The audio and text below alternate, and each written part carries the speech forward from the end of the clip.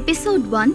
அந்த அழகான பனிவிழும் காலை வேளையில் அந்த மண்டபத்தின் வெளியே மணமகன் பெயர் மகிழன், மணமகள் பெயர் திவானி என்று அலங்கரிக்கப்பட்ட போர்டில் அழகாக எழுதியிருக்க, அந்த மண்டபத்தின் உள்ளே சொந்தங்கள் நிரம்பி சிறு சிறு பேச்சு சத்தம் சந்தோஷமாகவும் சில சில கொரலி பேச்சும் ஓடிக்கொண்டிருக்க, அதற்கு நடுவில் மண்டபத்தில் அலங்கரிக்கப்பட்ட மேடையில் அக்னி குண்டத்தின் முன்னால் மணமகன் கோலத்தில் அமர்ந்திருந்தவன் முகம் கோவை பழம் போல கோபத்தில் சிவந்திருக்க, அவனுக்கு பக்கத்தில் பயந்து விழித்தவாறு பாவமாக அமர்ந்திருந்தாள் மணமகள்.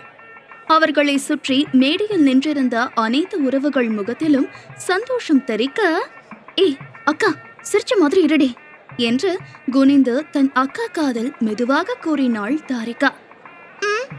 சிரிச்ச மாதிரியா என்று பாவமாக கேட்ட மணமகள் தன் அருகில் சிறிது நொடியில் தனக்கு தாலி கட்ட போகும் மணமகனை திரும்பி பார்த்தவள், ஐயோ, இந்த மூஞ்சிய பார்த்தா சிரிப்பு எங்கடி வரும், பயம் தானே வரும்.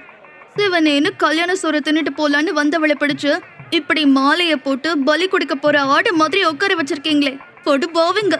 இதுக்கெல்லாம் இங்க ஆத்தா உலகரிசி தான் காரணம். உலகரிசி, வீட்டுக்கு வா, உன்னை உலக்கையில போட்டு இடிக்கிற. அப்பவே மோனிகா சொன்னா, வாடி உனக்கு பிரியாணி வாங்கி தரேன்னு.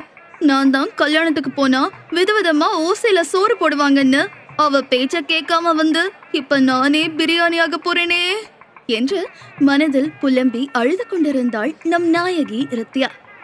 சிறு நேரத்திற்கு முன்பு மேலே கெஸ்ட் ரூமில் அழகான புடவை கட்டி, தாரி, என்னோட சாரி எப்படி இருக்கு, நான் இதுல அழகா இருக்கனா என்று கண்ணாடி முன்பு நின்று தன்னை சுற்றி சுற்றி பார்த்தவாறு கேட்டாள் ரித்யா. உனக்கு என்னக்கா, தேவதை மாதிரி இருக்க. அந்த கல்யாண பொண்ணே தோத்து போயிடும், அப்படி இருக்க நீ கீழே போய் பத்திரமா இருக்கா, யாரு கண்ணிலையும் படாம. அப்புறம் நீதான் கல்யாண பொண்ணுன்னு உன்னை பிடிச்சு மாப்பிள்ளை பக்கத்துல உட்கார வச்சுட்டு போறாங்க என்றாள் தாரிகா. அந்த காட்சி இப்போது ரித்யா கண்முன் வந்து போக, திரும்பி தன் சைடில் நின்றிருந்த தன் தங்கையை பார்த்தவள், ஏய் இங்க வாடி என்று அவள் ட்ரெஸ்ஸை பிடித்து இழுத்தாள். அதில் குனிந்த தாரிகா, என்னக்கா ஏதாவது வேணுமா என்று கேட்டாள். ஆமா, ஏய் உனக்கு முன்னாடியே இந்த சம்பவம் நடக்க போதுன்னு தெரியும் தானே என்று கேட்டாள். என்ன சம்பவம்க்கா என்று புரியாமல் கேட்டாள் தாரிகா. என்ன பிடிச்சு இப்படி பலியாட மாதிரி உட்கார வைப்பாங்கன்னு. அதை கேட்டு விழித்த தாரிகா, ஐயோ அக்கா, இல்ல, எனக்கு எப்படி தெரியும், நானும் உன் கூட தானே இருந்தேன் என்றாள். ஏய் நடிக்காத, அப்ப எப்படி இப்ப நடக்கிறது அப்ப சொன்ன என்று கேட்டாள் ரித்யா. நான் மேல சும்மா விளையாட்டுக்கு தான் சொன்னேன், ஆனா என்னோட வாய் முகூர்த்தம் பாரு, பளிச்சு போச்சுல, சூப்பர் என்று தன் அக்காவை கட்டிக்கொண்டாள். ஏய் சி, தள்ளி போடி, பளிச்சு போச்சோம் பொல்லாக்கு போச்சோம் என்று டென்ஷனில் கொஞ்சம் சத்தமாக கத்தி தன் தங்கையை உதறினாள் ரித்யா.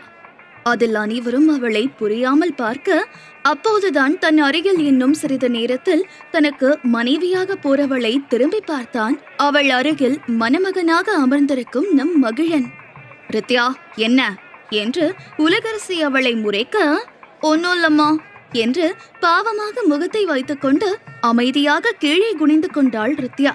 அவளை பார்த்த மகிழன் கோபம் இன்னும் அதிகமாக, என்ன பொண்ணுவ என்று நினைத்து தன் மூச்சை நன்கு இழுத்து விட்டவன் தனக்கு திருமணமே வேண்டாம் என்று இருந்தவனை ஒற்றை பார்வையில் தன்னை மயக்கி பேசி தன்னை காதலிக்க வைத்து திருமணம் நிச்சயம் செய்து, இப்போது திருமணத்திற்கு மண்டபம் வரைக்கும் வந்து கல்யாணம் வேண்டாம், எனக்கு இந்த கல்யாணத்தில் விருப்பமில்லை என்று எழுதி வைத்துவிட்டு ஓடி சென்ற பழைய மணமகள் திவானி மேல் அவன் மொத்த கோபமும் இருக்க, அவள் ஓடி சென்று தன்னையும் தன் குடும்பத்தையும் அவமானத்தில் நிற்க வைத்தது மட்டுமல்லாமல், இப்போது முன்ன பின்ன பழக்கம் இல்லாத எவளோ ஒருத்தியுடன் கட்டாய கல்யாணம் செய்ய போகும் தன்மேலே அவனுக்கு கோபமாக வர, இது தன் அருகில் இருப்பவள் ஜாலியாக இருப்பதை போல் நினைத்து அந்த மொத்த கோபமும் அவள் மேல் திரும்பி அவளை கொலைவெறியோடு முறைத்தான் மகிழன். அதை யதார்த்தமாக சைடில் பார்த்த ரித்யா, ஐயோ, இந்த மனுஷன் ஏன் என்ன இப்படி இருக்கிற மாதிரி பாக்குறான், டே நான் தாண்ட உன்னை அப்படி பார்க்கணும், ஆனா அதுக்கு நேர்மாறா நீ பாக்குறியே. கடவுளே, நான் உனக்கு என்ன பாவம் செஞ்சேன், ஒரு 4-5 தடவை உனக்கு வச்ச பொங்கலை நான் திருடி தின்னு இருக்கேன், இல்லன்னு சொல்லல, அதுக்கு பழி வாங்கவா நீ இப்படி செய்ற, நீ பாவம் இல்லையா என்று மேலே பார்த்து மனதில் புலம்பிக் கொண்டிருந்தவள் முன்பு ஐயர் தாலியை எடுத்து காண்பிக்க அதை பார்த்து அவள் இதயம் பக்கென்ற ஒரு நொடி நின்று துடித்தது. அம்பே, மாங்கல்யத்தை பொண்ணு கழுத்துல கட்டுங்கோ என்றார் ஐயர்.